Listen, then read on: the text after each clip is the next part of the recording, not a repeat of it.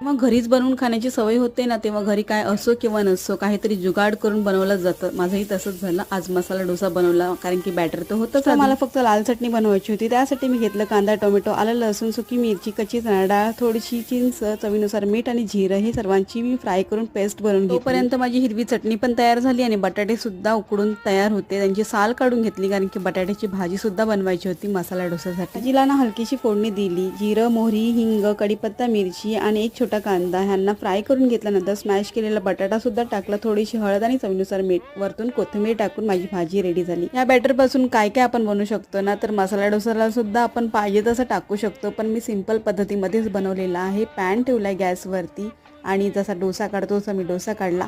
असली मजा तर त्याच्या चटणीमध्ये आणि बटाट्याच्या भाजीमध्येच आहे. डोस्याला मी बटरच्या जागी तुपाचा वापर केलेला आहे आणि वरतून कच्चा कांदा सुद्धा टाकला. खूप छान. सर्वात मोठी इम्पॉर्टंट गोष्ट आहे की हा नाश्ता करून मी खूप खुश झाली. भेटूया